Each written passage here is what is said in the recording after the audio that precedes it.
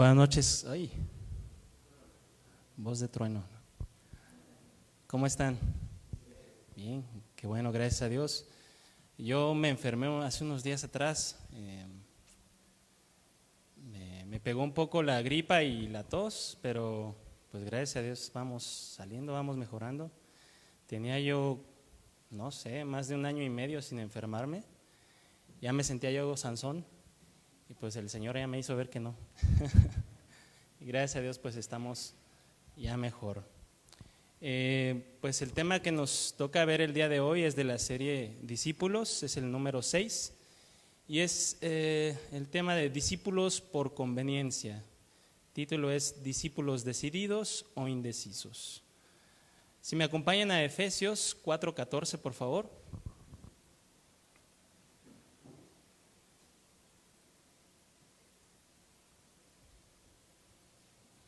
Efesios 4:14.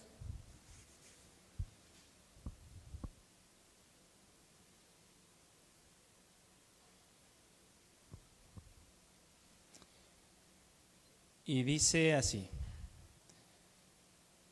para que ya no seamos niños fluctuantes, llevados por doquiera de todo viento de doctrina, por estratagema de hombres que para engañar emplean con astucia las artimañas del error.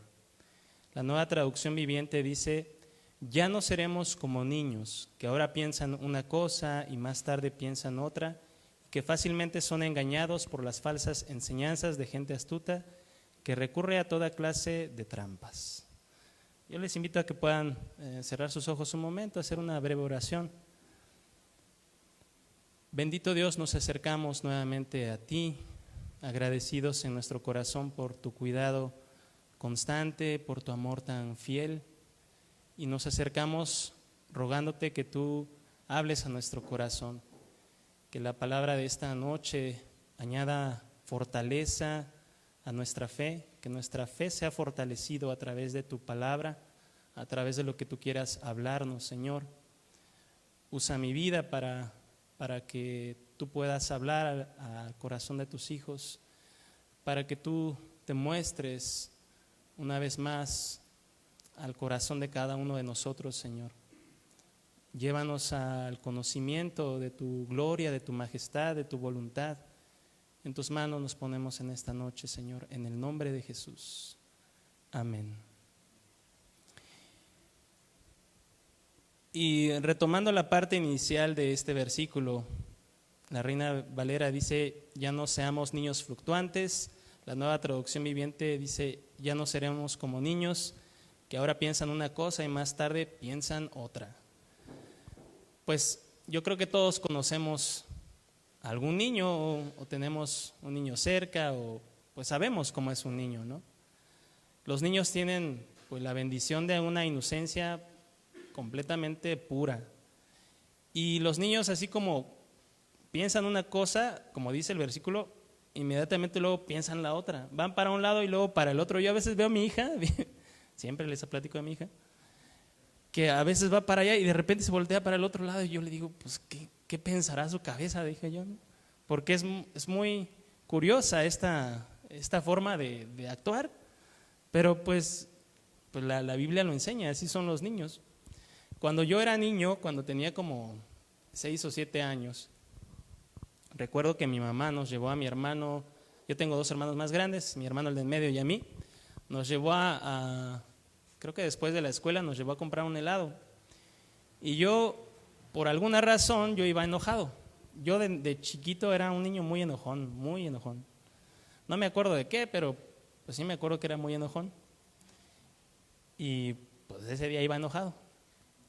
Y me acuerdo que mi mamá se paró a una heladería y nos preguntó si queríamos helado a mi hermano y a mí. Y yo le dije que no, mi hermano dijo que sí.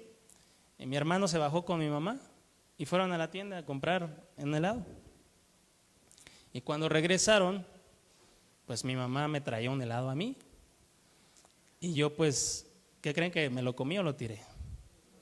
Me lo comí con mucho gusto. Y a mí me sorprendió que mi mamá me trajera un helado cuando pues yo le dije que no, enojado. Entonces cuando mi mamá me lo dio, yo le di un consejo a mi mamá, un consejo muy valioso. Y le dije a mi mamá, para la próxima vez, aunque yo no quiera, cómprame. Aunque yo te diga que no, pues tú me compras. Y le di un consejo muy valioso a mi mamá. ¿Por qué? Porque cuando somos niños, pensamos una cosa y luego pensamos otra. Somos niños fluctuantes, como dice el versículo. Y a veces actuamos, aun cuando somos adultos, aún actuamos como niños, pensando una cosa a veces y luego pensando otra. La etapa de la niñez es una etapa de inmadurez en muchos aspectos, ¿no? Y esto es lo que también nos hace ver Pablo, que ya no debemos ser como niños, que piensan una cosa y luego otra. No debemos ser inmaduros en nuestra forma de pensar. Los niños, los que somos niños, no es cierto. Los niños son indecisos por naturaleza. Alguna vez leí una frase que decía que los primeros 40 años de la infancia son los más difíciles. No sé si lo han leído. A veces son los adultos así, son indecisos. Y la palabra conveniencia o conveniente, el significado en un diccionario es el siguiente: es algo que es bueno, adecuado o útil para algo o para alguien. Algo que es conveniente o que es a mi conveniencia es cuando algo es bueno, adecuado o útil para algo o para alguien. Pero cabe destacar que esto parte de nuestro propio punto de vista. Algo que puede ser conveniente para mí, tal vez no sea conveniente para mi esposa. Algo que me convenga a mí, tal vez no le conviene a mi amigo Andrés. No sé si me logro explicar, ¿no? Esta definición, pues en sí misma es muy neutral, no tiene un sentido bueno o malo. Es una definición que no expresa egoísmo. Pero en una perspectiva humana, en una perspectiva pues, del mundo, la palabra conveniencia o actuar bajo conveniencia siempre implica egoísmo, siempre implica actuar como me convenga a mí, no me importa a los demás. Y es que actuar por conveniencia siempre es pensando en de qué me voy a beneficiar, cómo le voy a sacar provecho a esto, qué me va a ayudar a mí en las cosas del mundo. Por ejemplo, hay matrimonios por conveniencia. No sé si han escuchado de los acuerdos prenupciales. ¿No los han oído? Que es antes de casarse, pues firman la pareja ciertas cláusulas. Pues que si mi esposa sube de peso 10 kilos, pues ya no le voy a dar para la quincena, ¿no? Pues que si mi esposo engorda 20 kilos, pues ya no le voy a dar de cenar. No tanto así, ¿no? Pero son cláusulas, y que sí son reales, de acuerdos prenupciales antes de casarse, porque están buscando en el mundo pues lo que le conviene a la otra persona, ¿no? Están pensando de una manera egoísta, no están pensando pues en el otro. ¿Qué decir de los puestos políticos, ¿no? O las amistades políticas? Hay también amistades por conveniencia. Hay quien busca acercarse pues con el que tiene más dinero, con el que está más galán, con el que pues está más cerca de Dios, como el Andrés, por eso es mi amigo. Hay amistades por conveniencia, todo es por conveniencia, muchas cosas en el mundo. Pero también puede existir en la vida cristiana actitudes hacia el Señor que podamos tener en nuestro corazón, que podamos ir formando en nosotros, que a veces no nos damos cuenta, que actuamos ante el Señor por conveniencia.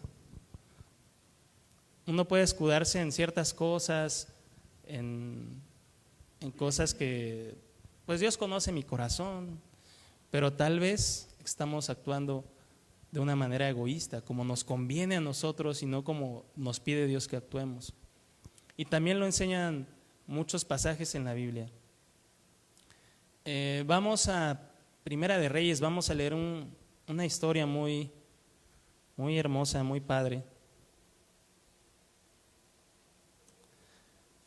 Primera de Reyes, vamos a empezar en el 16, capítulo 16, versículo 29. Si me acompañan ahí. Primer libro de Reyes. Vamos a ver la historia de Elías y el rey Acab. Y dice Primera de Reyes 16, 29. Acab era un rey de Israel.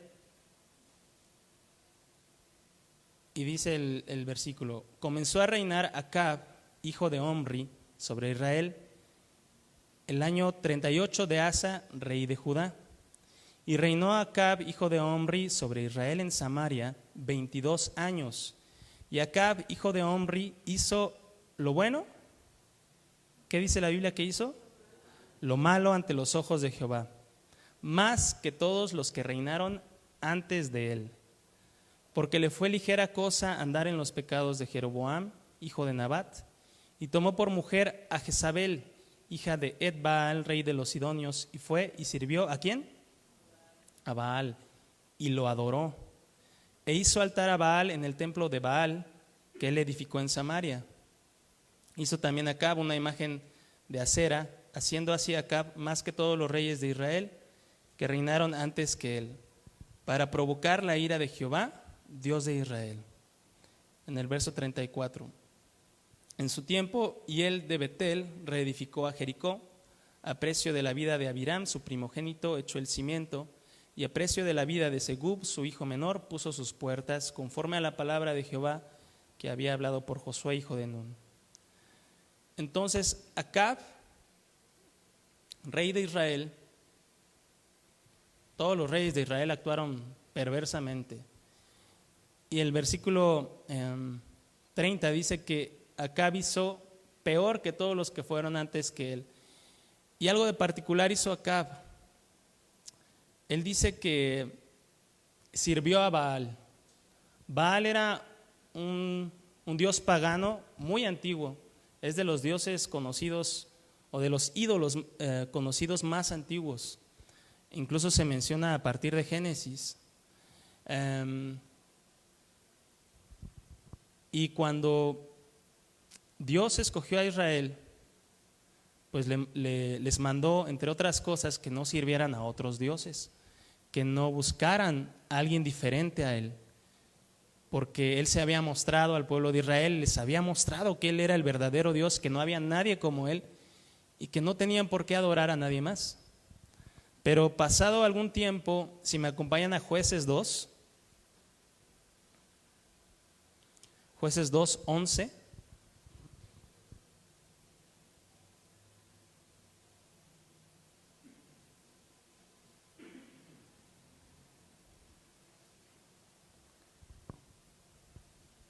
Del 11 al 13, dice: después los hijos de Israel hicieron lo malo ante los ojos de Jehová y sirvieron ¿a quién? A los Baales.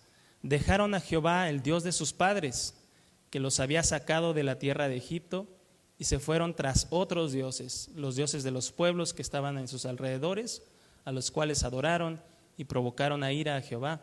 Y dejaron a Jehová y adoraron a Baal y a Astarot. Entonces el pueblo de Israel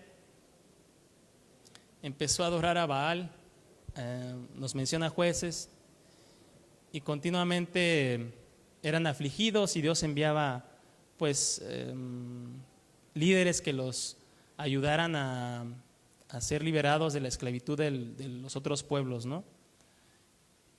Y pasaba una y otra vez, olvidaron a Dios y otros pueblos los derrotaban. Y entonces era una práctica que era muy común en Israel hasta que llegó el profeta Samuel. Con Samuel menciona la Biblia que el pueblo dejó de adorar a los Baales. Y ya no se vuelve a mencionar esta adoración a los Baales o a estos ídolos hasta el rey Acab. Con Acab el pueblo de Israel volvió a la idolatría, volvió a dejar a Dios y empezó a adorar a Baal.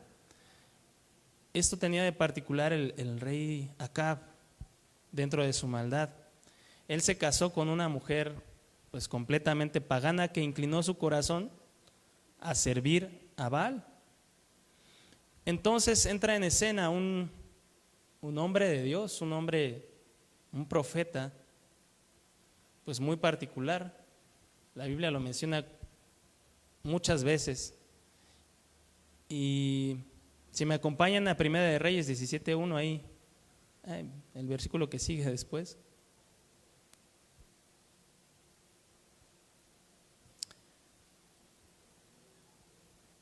Presenta a Elías y dice el versículo 1, 17:1: Entonces Elías Tisbita, que era de los moradores de Galaad, dijo a Acab: Vive Jehová, Dios de Israel, en cuya presencia estoy, que no habrá lluvia ni rocío en estos años, sino por mi palabra. La Biblia nos presenta entonces a Elías, un hombre de Dios, un hombre diferente a todos los hombres de ese tiempo, un hombre al que Dios usaba, un hombre por el cual Dios hablaba. Y le habla a Acab y le dice: mira, no va a llover sino por mi palabra en estos años. No dice cuántos años, pero más adelante sabemos que fueron 3 años. Y Acab lo tenían muy mala estima a Elías. Odiaba a Elías, Acab. Entonces ocurren muchas cosas con Elías en todo el capítulo 17, pero vamos al capítulo 18, en el versículo 16.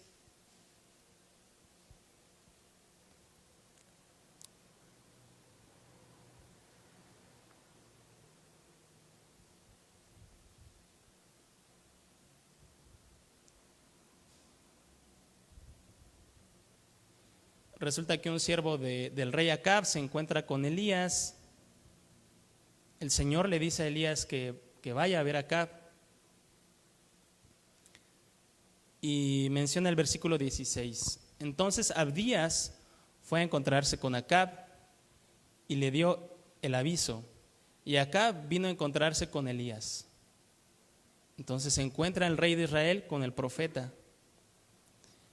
Y en el versículo 17 dice: Cuando Acab vio a Elías, le dijo: ¿eres tú el que turbas a Israel? Y la palabra turbar significa causar problemas, ¿no? Y le responde el profeta: yo no he turbado a Israel, sino tú y la casa de tu padre, dejando los mandamientos de Jehová y siguiendo a los Baales. Y entonces le pide Elías algo muy particular y le dice: envía ahora y congrégame a todo Israel en el monte Carmelo, y a los 450 profetas de Baal y a los 400 profetas de Acera que comen de la mesa de Jezabel. Elías le pide a Acab que congregue a todos los que son profetas de Baal, de este dios pagano, porque Elías sabía el plan que Dios tenía preparado. Un plan muy particular. Es una historia que muestra uno de los milagros pues más impresionantes que hay en la Biblia. Si vamos al versículo 20, dice: entonces Acab convocó a todos los hijos de Israel y reunió a los profetas en el monte Carmelo. Y acercándose Elías a todo el pueblo, dijo: ¿hasta cuándo claudicaréis vosotros entre dos pensamientos? Si Jehová es Dios, seguidle, y si Baal, id en pos de él. Y el pueblo no respondió palabra. Hasta ahí. Entonces Elías se dirige al pueblo se dirige a los hijos de Dios, a los escogidos de Dios, porque sabía que su corazón estaba entre dos pensamientos. Esto es lo que significa la palabra claudicar. La palabra claudicar es del hebreo pasaj, que significa brincar. ¿Han jugado al bebeleche? Creo que se llama aquí, ¿verdad? El avioncito le decimos de donde yo soy, que brincan unos cuadritos hasta llegar al círculo, ¿no? Es algo parecido, es como ir brincando entre una cosa y otra. Es saltar encima, es pues como cojear, es ir brincando.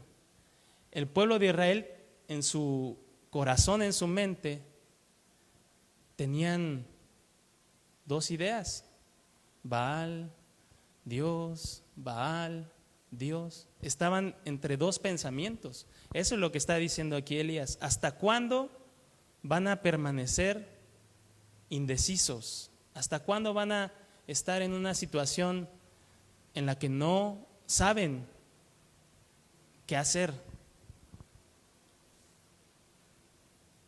El pueblo, es como si el pueblo estuviera pensando: sí, Baal es mi Señor porque pues, me permite darle rienda suelta a mi carne, me permite hacer lo que yo quiera, pero pues me acuerdo que Jehová es el Señor porque nos rescató de la esclavitud de Egipto y nos sacó con mano poderosa, pues haciendo varios milagros. Pero Baal pues es buena onda, ¿no? Pero pues Dios es medio estricto. Entonces el pueblo de Israel estaba pues entre dos pensamientos, decía Elías.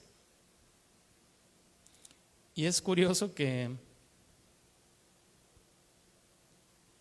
en la última frase del versículo 21 dice: ¿y el pueblo qué? No respondió palabra, no dijo nada.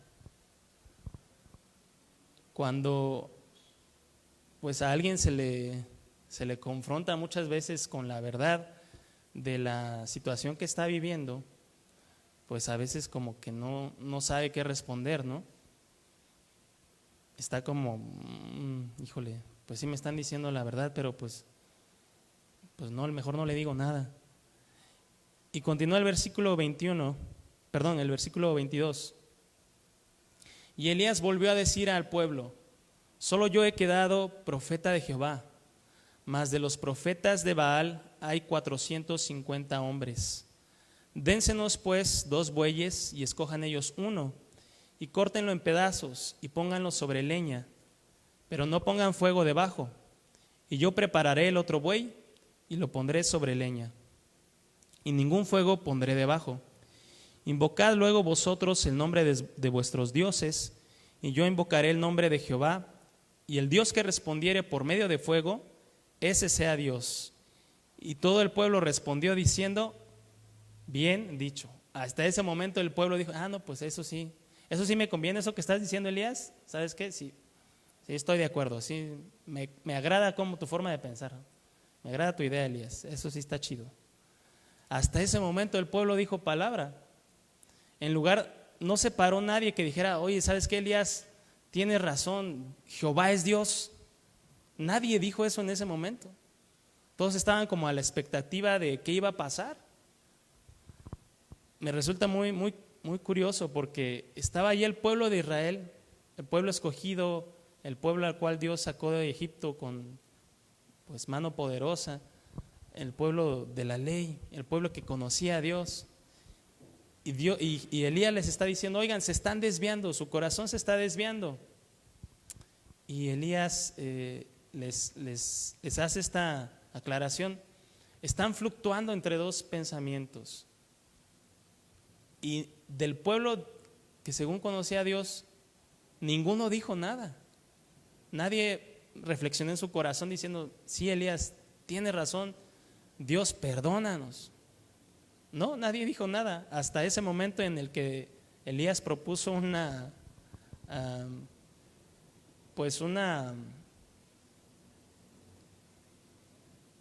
¿cómo podríamos llamarlo?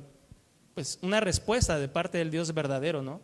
Hasta ese momento el pueblo sí dijo: ¿sabes qué? Bien dicho, eso que dices, estoy de acuerdo, me conviene. Y en el versículo 25 dice: Entonces Elías dijo a los profetas de Baal: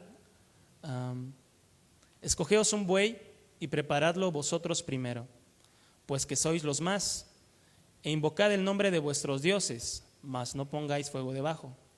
Y ellos tomaron el buey que les fue dado y lo prepararon, e invocaron el nombre de Baal desde la mañana hasta el mediodía, diciendo: Baal, respóndenos. Pero no había voz, ni quien respondiese. Entre tanto, ellos andaban saltando cerca del altar que habían hecho. Y aconteció al mediodía que Elías se burlaba de ellos, diciendo: gritad en alta voz, porque Dios es. Quizás está meditando, o tiene algún trabajo, o va de camino. Tal vez duerme y hay que despertarle. Elías estaba burlando de Baal. Y ellos clamaban a grandes voces y se sajaban con cuchillos y con lancetas conforme a su costumbre, hasta chorrear la sangre sobre ellos. Qué escena más fuerte, ¿no? Más desagradable. Yo alguna ocasión vi un documental, una parte de un documental de un pueblo árabe, creo era, no recuerdo exactamente cuál, donde había una multitud de gente que estaban pues con machetes afilados sajándose el cuerpo, pero eran un montón de hombres chorreando las calles con sangre. La verdad no sé por qué lo hacían, me sacó mucho de onda, ¿no? Y yo dije, pues es que a lo mejor están invocando a su Dios, y me acordé de esta escena. Y en el versículo 28 menciona que se sajaban con cuchillos y con lancetas conforme a su costumbre hasta chorrear la sangre de ellos. El versículo 29: pasó el mediodía y ellos siguieron gritando frenéticamente hasta la hora de ofrecerse el sacrificio, pero no hubo ninguna voz, ni quien respondiese ni escuchase. Entonces dijo Elías a todo el pueblo: acercaos a mí. Y todo el pueblo se le acercó, y él arregló el altar de Jehová que estaba arruinado. Y tomando Elías 12 piedras, conforme al número de las tribus de los hijos de Jacob, al cual había sido dada palabra de Jehová diciendo: Israel será tu nombre, edificó con las piedras un altar en el nombre de Jehová. Después hizo una zanja alrededor del altar, en que cupieran 2 medidas de grano. Preparó luego la leña y cortó el buey en pedazos y lo puso sobre la leña. Y dijo: llenad 4 cántaros de agua y derramadla sobre el holocausto y sobre la leña. Y le dijo: hacedlo otra vez. Y otra vez lo hicieron. Dijo aún: hacedlo la tercera vez. Y lo hicieron la tercera vez. De manera que el agua corría alrededor del altar, y también se había llenado de agua la zanja. ¿Qué es lo que faltaba durante ese tiempo que no llovía? Agua. Y entonces viene Elías y les dice: tráiganme el agua que tienen y échenla aquí en el sacrificio, échenla aquí en el altar. Todo lo que tienen, todo lo que aprecian, vengan y pónganlo aquí. Y en el versículo 36, cuando llegó la hora de ofrecerse el holocausto, se acercó el profeta Elías y dijo: Jehová, Dios de Abraham, de Isaac y de Israel, sea hoy manifiesto que tú eres Dios en Israel, y que yo soy tu siervo, y que por mandato tuyo he hecho todas estas cosas. Respóndeme, Jehová, respóndeme, para que conozca este pueblo que tú, oh Jehová, eres el Dios, y que tú vuelves a ti el corazón de ellos. Entonces cayó fuego de Jehová y consumió el holocausto, la leña, las piedras y el polvo, y aún lamió el agua que estaba en la zanja. Viéndolo todo el pueblo, se postraron y dijeron: ¿qué dijeron? Jehová es Dios, Jehová es Dios. Entonces Elías les dijo: prended a los profetas de Baal para que no escape ninguno. Y ellos los prendieron, y los llevó Elías al arroyo de Cisón, y ahí los degolló. Qué cosa más impresionante, ¿no? No sé si se pueden imaginar la escena. Hay incluso videos animados, caricaturas de este evento, pero qué respuesta tan pues poderosa y milagrosa de parte de Dios para que, como decía Elías, para que el corazón del pueblo de Israel se volviera nuevamente hacia Él. Y entonces el pueblo, al ver el milagro, al ver la señal que Dios estaba haciendo, doblaron sus rodillas, se postraron y adoraron a Dios y le dijeron: Jehová es Dios, Jehová es el Dios. El culto a Baal, que era un culto idolátrico, que era un culto a un ídolo, estaba ocupando el corazón del pueblo de Dios. Y Dios usó este milagro para hacer volver el corazón del pueblo hacia Él nuevamente.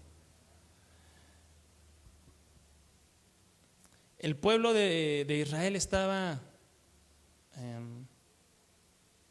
actuando conforme a lo que le convenía, a lo que le parecía que le era útil a ellos, a lo que le agradaba a su carne, a su propia voluntad, porque Baal, entre otras cosas, la adoración a Baal permitía la poligamia, permitía las relaciones sexuales. No era solamente pues prenderle una vela, era un libertinaje en muchos aspectos. Y entonces este culto a Baal, que estaba ocupando el corazón del pueblo de Dios, fue quitado a través de un milagro poderoso que Dios hizo. Y yo me hice esta pregunta y que también quisiera hacérselas a ustedes. ¿Era necesario que Dios obrara un milagro como ese para hacerles ver al pueblo de Dios que Él era Dios? Como mencionó, ¿se acuerdan de lo que mencionó Elías al principio?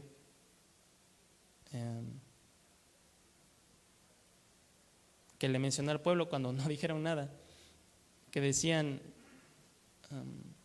en el versículo 21: ¿hasta cuándo claudicaréis vosotros entre Dios pensamientos? Si Jehová es Dios, seguidle. Y si Baal, si en tu corazón piensas que Baal es Dios, que Baal es el chido, pues síguelo a él. Y el pueblo no respondió palabra. Entonces, ¿ustedes creen que era necesario que Dios hiciera este milagro para hacerle ver a Israel que Él era Dios? Yo creo que no. Yo sinceramente creo que no. Dios no necesitaba hacer otro milagro para mostrarse Dios, para mostrarse majestuoso, poderoso, rey. El pueblo de Israel ya sabía que Dios era el Señor. Dios no necesitaba un milagro para probarlo, pero Dios sabía que ese milagro les haría entrar en razón, por eso lo hizo. Por eso Dios hace milagros muchas veces, para hacer entrar en razón a algunas personas, para captar su corazón, para captar su atención. Porque a veces habemos personas que somos muy cabezones, que no entendemos sino hasta que nos pasa algo, hasta que nos suceden cosas, y necesitamos la intervención poderosa de Dios en algunos momentos para hacernos reflexionar de la vida que estamos teniendo.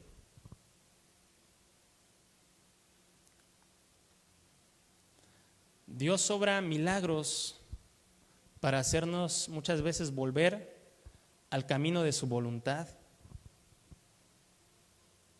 Dios hace proezas en nuestras vidas para afirmar nuestra mente y nuestro corazón en Él, para que dejemos de fluctuar entre dos pensamientos, para que dejemos de buscar lo que nos conviene de una manera natural y rendir nuestra voluntad a Él. El título es Discípulos por conveniencia, en un sentido espiritual, por llamarlo así, que a veces, pues como cristianos, buscamos cosas que nos convienen, que pensamos que nos convienen, pero que Dios sabe que tal vez no nos convienen. O buscamos a Dios para que Él nos dé cosas. Buscamos a Dios por conveniencia. Buscamos su mano, pero a veces no buscamos su rostro. Buscamos cosas de Dios, pero a veces no buscamos a Dios. Y Dios nos ha creado para Él. El propósito de nuestra vida es tener comunión con Él, ser como Cristo, y que la perfección de nuestra vida es cuando hacemos su voluntad.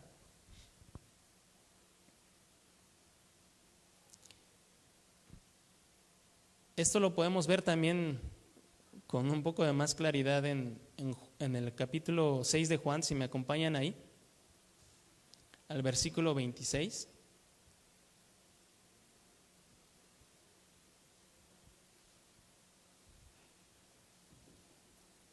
Juan 6, capítulo 6, versículo 26.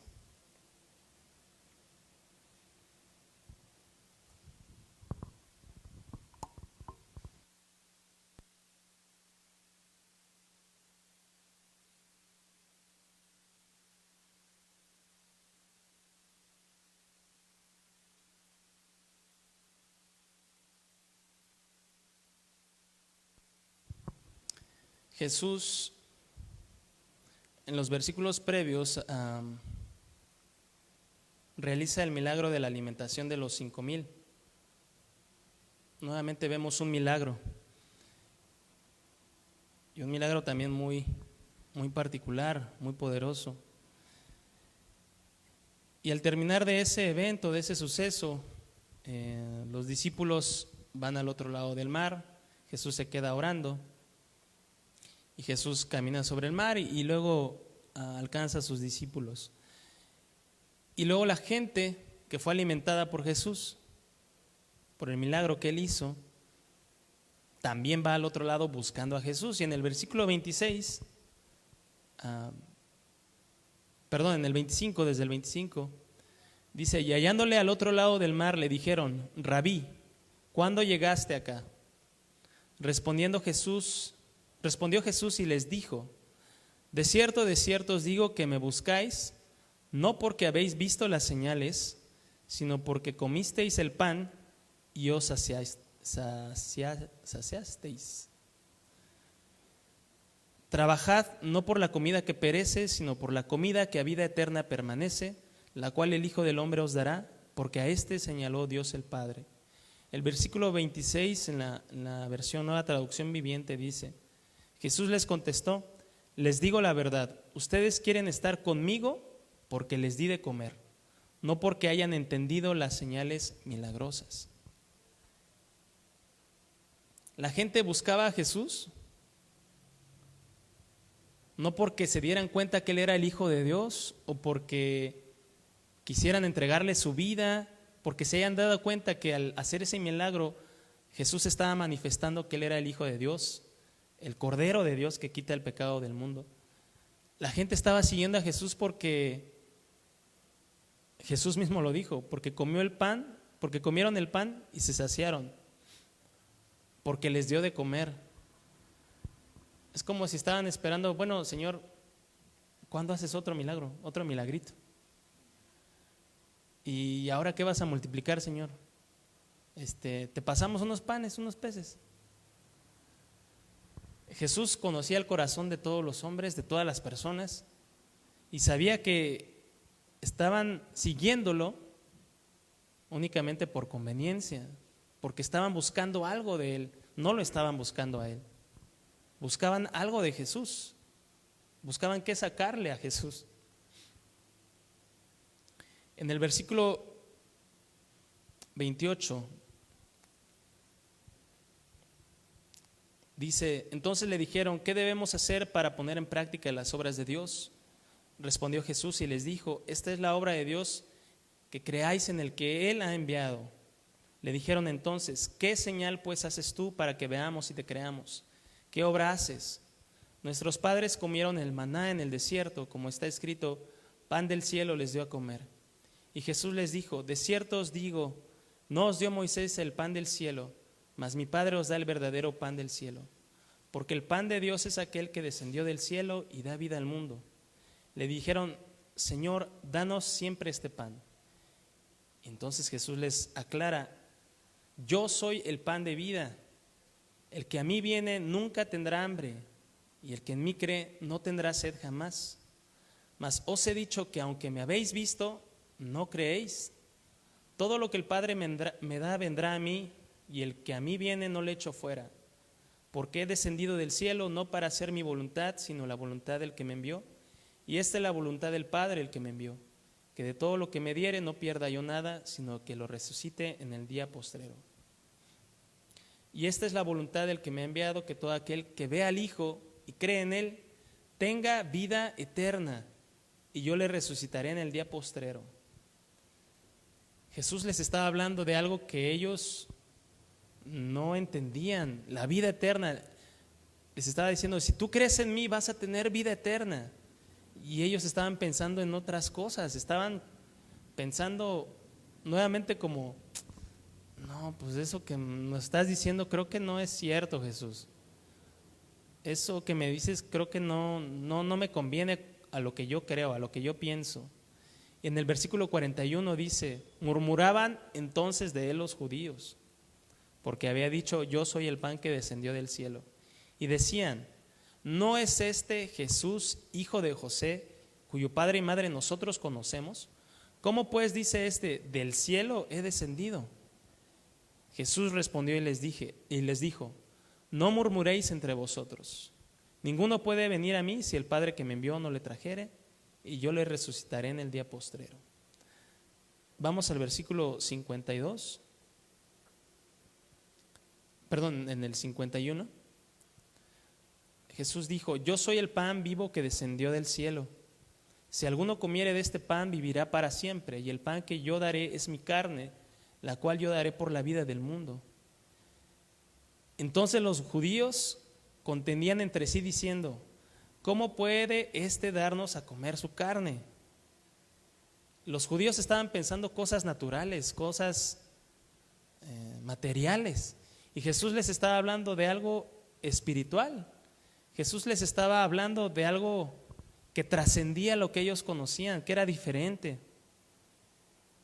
que no, una palabra que no cabía en sus corazones.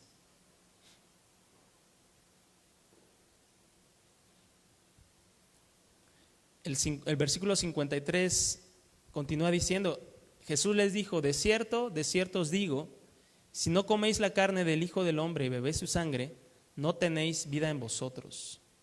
El que come mi carne y bebe mi sangre tiene vida eterna, y yo le resucitaré en el día postrero, porque mi carne es verdadera comida y mi sangre es verdadera bebida. Hasta ahí.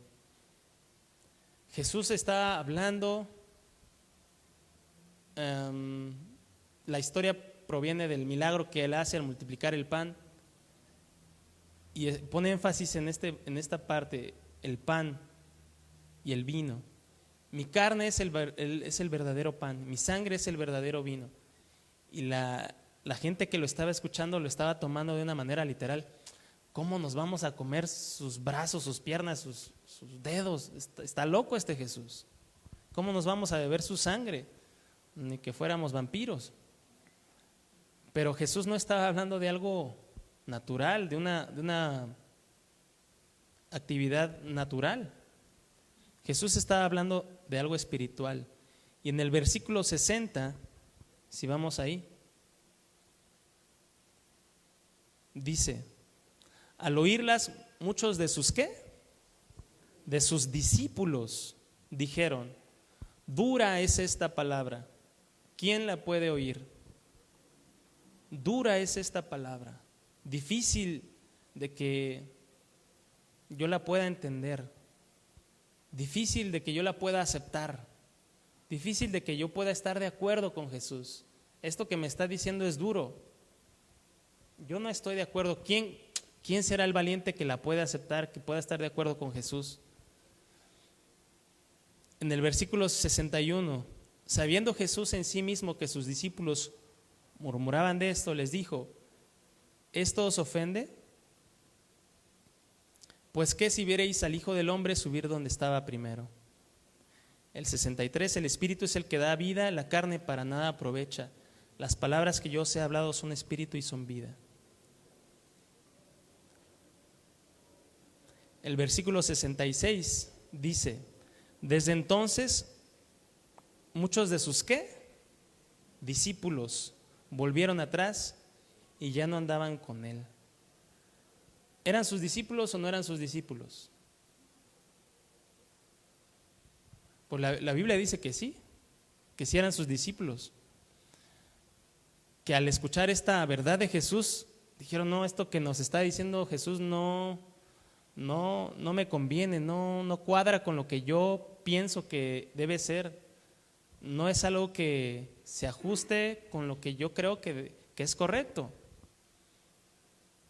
Entonces dijeron: ¿sabes qué, Jesús? Ya no te voy a seguir, ya no voy a ser tu discípulo, porque esto que me estás diciendo no me conviene.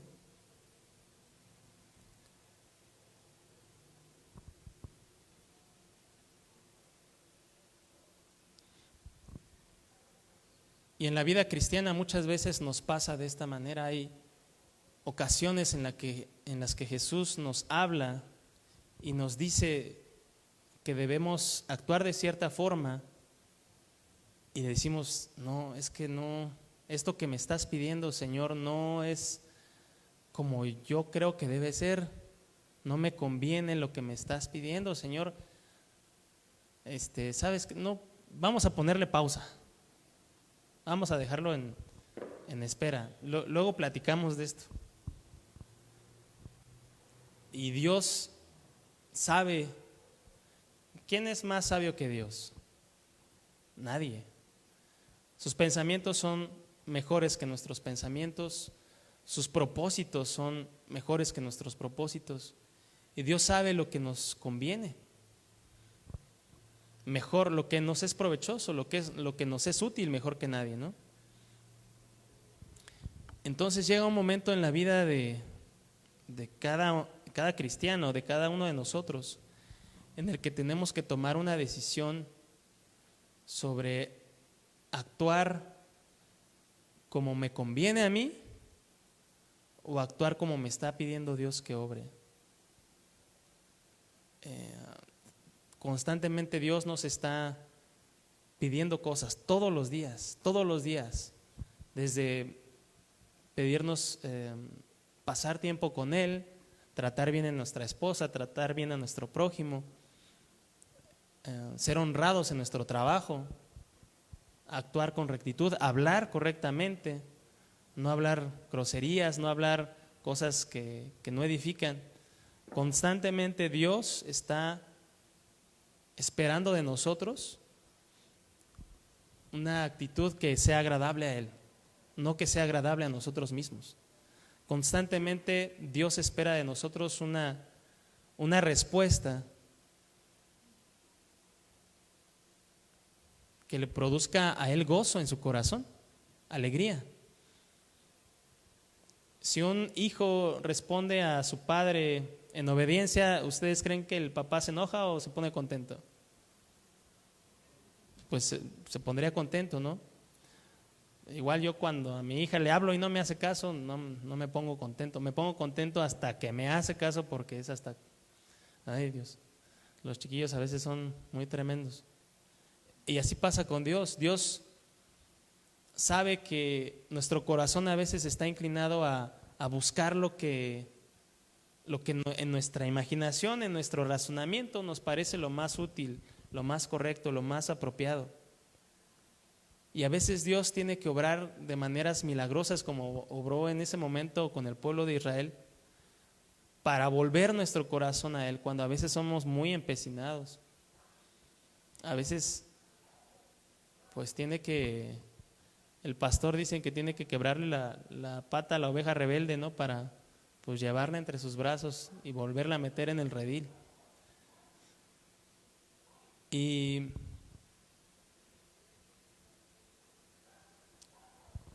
es una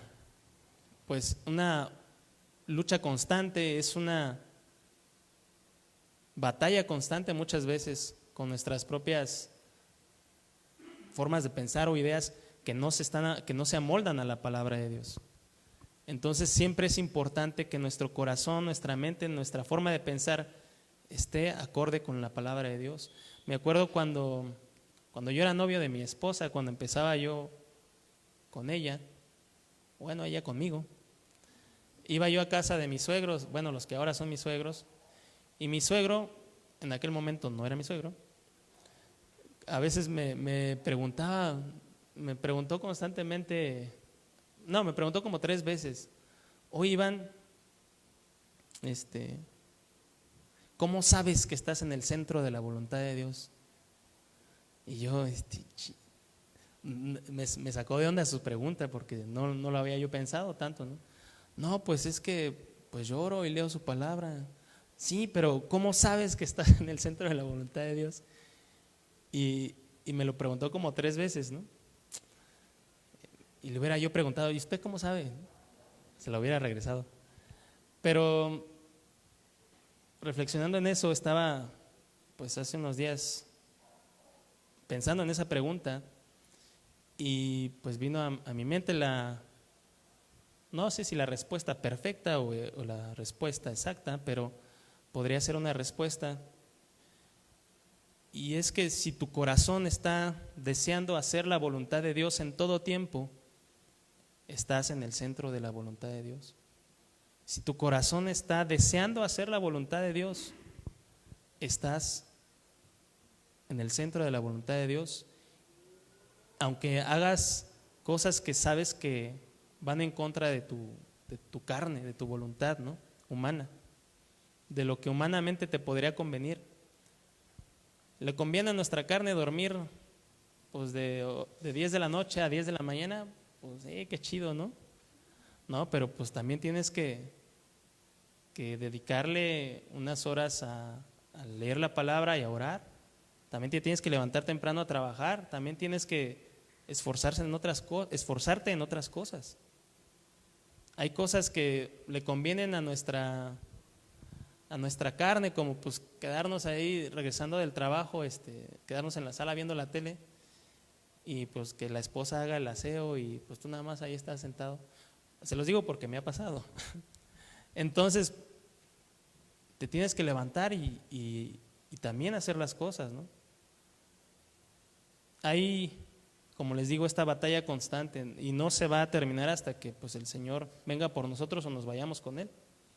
Pero siempre y cuando nuestro corazón esté deseando hacer su voluntad, constantemente todos los días sabremos que estaremos en la voluntad de Dios, en el centro de su voluntad,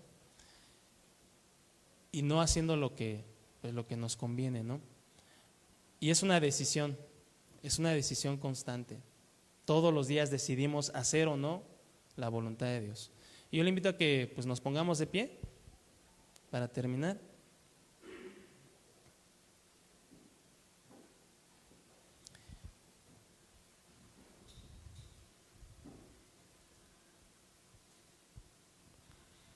Y te invito a que cierres tus ojos un momento y puedas pensar en nuestro Señor y tal vez en los milagros que Él ha hecho en tu vida, en la vida de tu familia, que a veces Él ha tenido que hacer cosas poderosas para volver nuestro corazón a Él.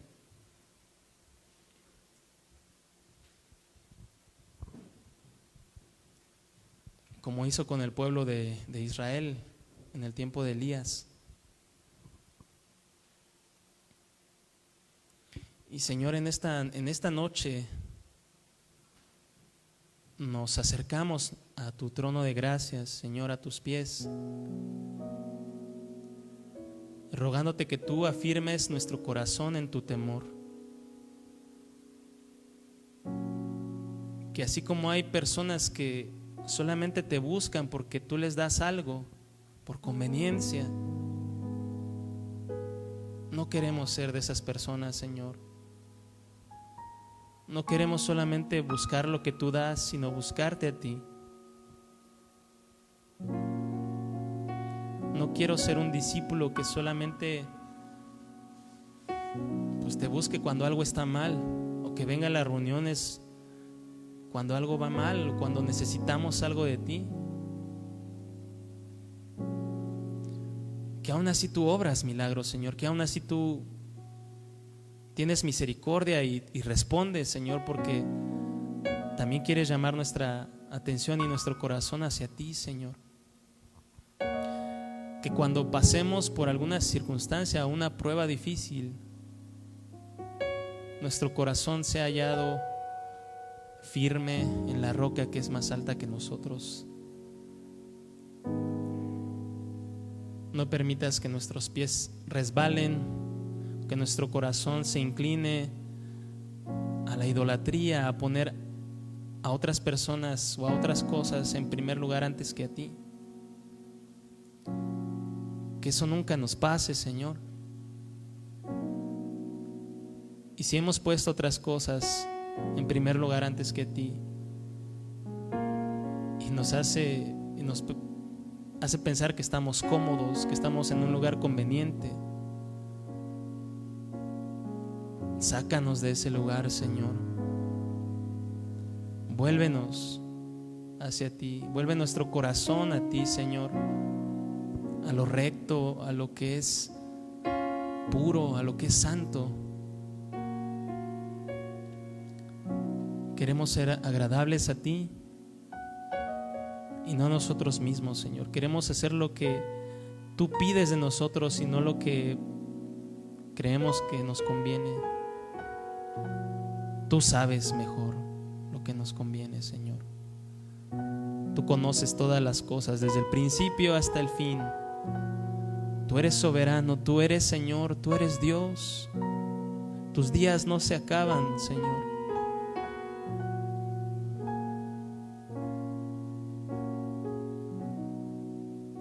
Y si estamos en alguna situación, en algún problema, en alguna dificultad, y te pedimos que tú obres, Señor, también que en nuestro corazón pueda haber esa convicción como aquellos jóvenes en el libro de Daniel, que le respondieron al rey: nuestro Dios puede librarnos, pero aun si Él no lo hace, no nos inclinaremos. No inclinaremos nuestro corazón a alguien diferente al Dios de Israel. Afirma nuestros pies, Señor. Afirma nuestro corazón en tu verdad, en tu palabra, en tu temor, Señor.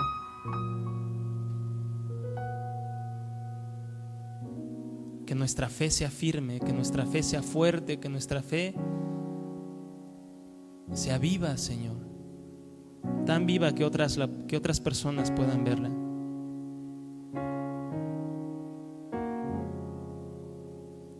Te adoramos, Señor, bendecimos tu nombre que es sobre todo nombre.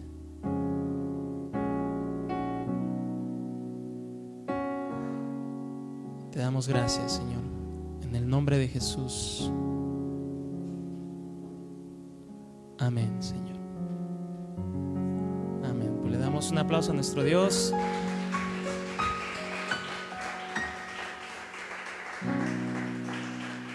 Dios vivo y verdadero. Pues que Dios les bendiga y les guarde y nos vemos próximamente. Gracias.